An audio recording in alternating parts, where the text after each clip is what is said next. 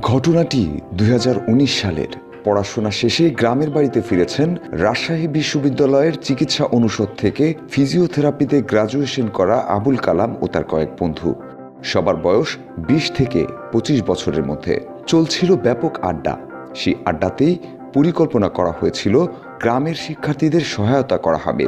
সে বছরই পূর্ণ সাংগঠনিক কাঠামো নিয়ে ঝিনাইদহের হরিণাকুণ্ডু উপজেলার রিশখালীতে যাত্রা শুরু করেছিল প্রত্যয়।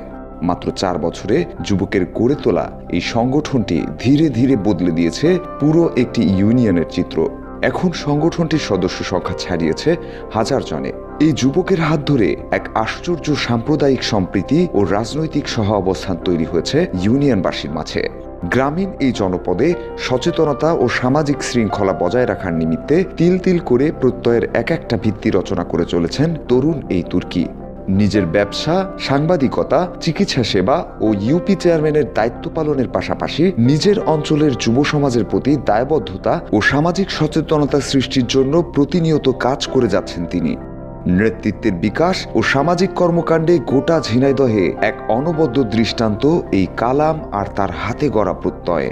শুরুতে সংগঠনটির সদস্যরা নিজেদের জমানো সঞ্চয় থেকে অভাবী শিক্ষার্থীদের খাতা কলম, স্কুলের বেতন, এমনকি ফরম পূরণের টাকা দেওয়ার কার্যক্রম হাতে নেয়। পরবর্তীকালে বাড়তে থাকে সমাজ সেবার পরিধি।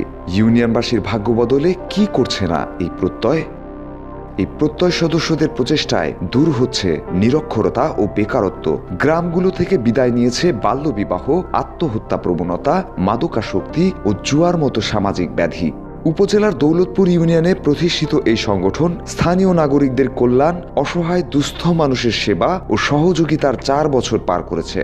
প্রতিষ্ঠার পর থেকে সৃষ্টিশীল নানা আয়োজন, সৃজনশীল ও সামাজিক কর্মকাণ্ডে উপজেলার অনুকরণীয় সংগঠন হিসেবে পরিচিতি লাভ করে প্রত্যয়। গত ৪ বছরে এই সংগঠন অন্তত ৮ থেকে ১০,০০০ মানুষকে নানাভাবে সেবা প্রদান করেছে। শুধু তাই নয়, এই সংগঠনের দেখাদেখি উপজেলাব্যাপী গড়ে উঠেছে অসংখ্য স্বেচ্ছাসেবী সংগঠন।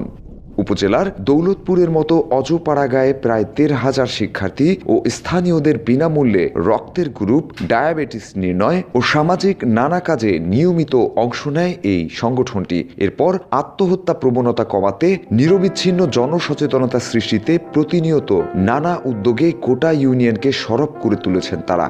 বজ্রপাত রোধেও স্থানীয় বিভিন্ন সড়কে অন্তত ২,০০০ তালের আটি রোপণ করে দেশব্যাপী আলোচিত হয় এই সংগঠন। প্রতি বছর দুস্থ ও অসহায় পরিবারের মাঝে খাদ্য সামগ্রী বিতরণ, বস্ত্র বিতরণ, কন্যাদায়গ্রস্ত পরিবারকে আর্থিক সহায়তা, চিকিৎসা অনুদান সহ বিভিন্ন সমাজসেবামূলক কাজে দৃষ্টান্ত স্থাপন করে চলেছে এই প্রত্যয়।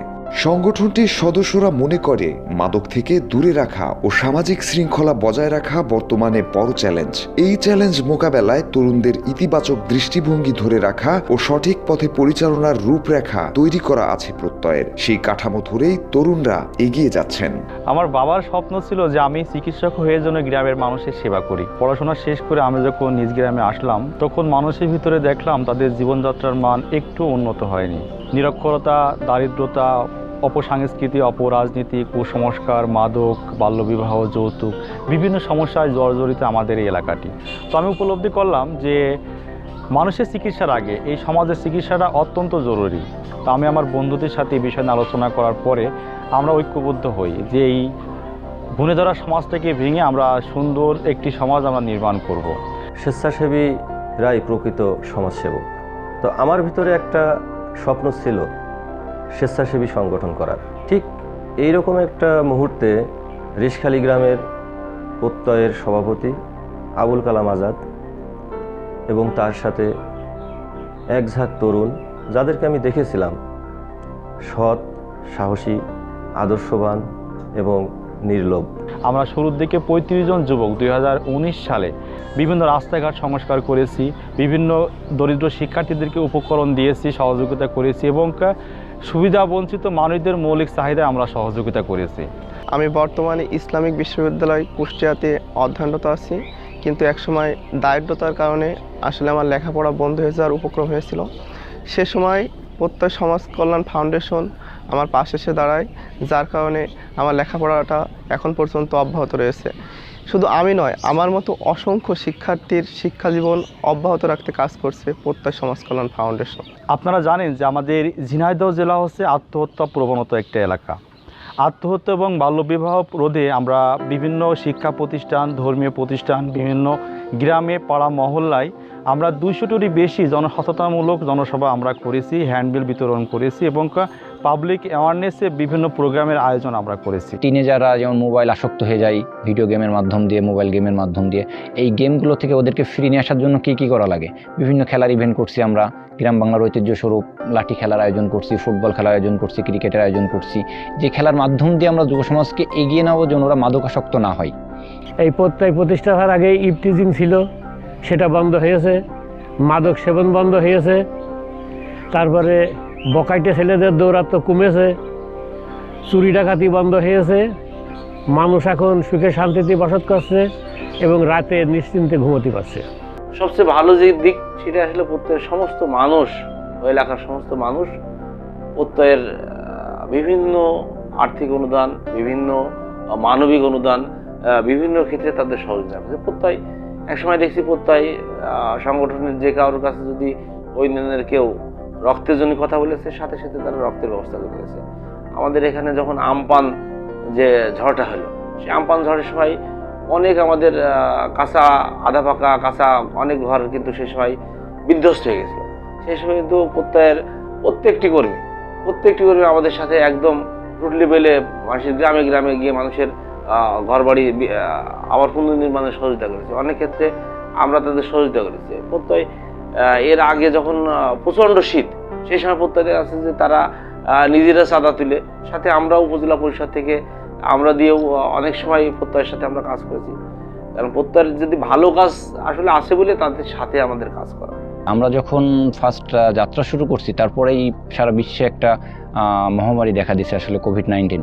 যখন দেখছি আমরা সরকারি মানে কোনো প্রতিষ্ঠান বা যারা রাজনীতি করে বা যারা জনপ্রতিনিধি সবাই যার যার মতো ঘরে ঢুকে গেছে, যার যার মতো সবাই সচেতন নিজেকে নিয়ে, তখন আমরা দেখছি যে সাধারণ জনগণ, অবহেলিত জনগণ, এদেরকে জানাবে কে, এদের পাশে দাঁড়াবে কে, ওইটা থেকেই আমরা মানে লাইফ রিস্ক ফেলে নিজের পকেটের টাকা দিয়ে মানুষের সেবা করার জন্য চেষ্টা করছি এবং সবাইকে সচেতন করার জন্য যথেষ্ট কাজ করে বেড়াইছি আমরা। আমাদের এলাকার মানুষের স্বাস্থ্যসেবা সুনিশ্চিত করার জন্য বিভিন্ন সময় ফ্রি মেডিকেল ক্যাম্পিং করেছি, ওষুধ বিতরণ করেছি এবং যারা ডায়াবেটিসে আক্রান্ত বা আক্রান্ত হওয়ার সম্ভাবনা আছে এদেরকে নিয়ে ডায়াবেটিস চেক আপ করেছি, ব্লাড গ্রুপিং করেছি। পরিবেশের ভারসাম্য রক্ষার ক্ষেত্রে আমরা বিভিন্ন সময় রাস্তার পাশে, সরকারি জায়গায় এবং মসজিদ প্রাঙ্গণে, শিক্ষা প্রাঙ্গণে, কবরস্থানে আমরা বৃক্ষরোপণ করেছি। আমরা চাই প্রত্যয় সমাজ কল্যাণ ফাউন্ডেশন যেভাবে অসহায় মানুষের পাশে দাঁড়িয়ে মানুষকে সেবা করে গেছে, আমাদের এই ভালো কাজ দেখে সারা বাংলাদেশের কোনো না কোনো মানুষ উদ্বুদ্ধ হয়, এগিয়ে আসে, তাহলে হয়তো গোটা বাংলাদেশটা বদলে যেতে পারে।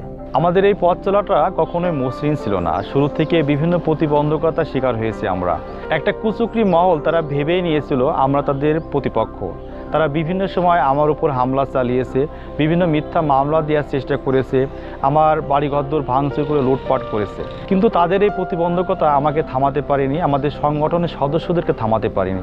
আমরা কতটুকু করতে পেরেছি আমরা জানি না, তবে এতটুকু ইনশিওর করতে পারি যে আমাদের এই ইউনিয়নে 10,000-এরও বেশি মানুষের কাছে আমাদের এই সংগঠনের সেবা আমরা পৌঁছে দিয়েছি এবং আমাদের টার্গেট যে আগামী 2 বছরের ভিতরে 1 লাখেরও উপরে মানুষের আমরা এই স্বেচ্ছাসেবী সেবা ইনশাল্লাহ পৌঁছে দিই। প্রত্যয়ের জন্য আমার আজীবন শুভকামনা থাকবে। আমি যতদিন বেঁচে থাকবো প্রত্যয়ের শুভকামনা করে যাব এবং প্রত্যয়ের হয়ে কাজও করে যাব। প্রত্যন্ত এলাকায় যদি এরকম মেধাবী তরুণ জেগে ওঠে তাহলে সুখী সমৃদ্ধি সেই সমাজ গঠন করা সম্ভব, যেটা জননেত্রী শেখ হাসিনা 2041 সালে যে মিশন দিয়েছে একটা স্মার্ট বাংলাদেশ গড়ে তোলা, সেই স্মার্ট বাংলাদেশ গড়ে তুলতে এই যুবকরা অগ্রণী ভূমিকা রাখবে।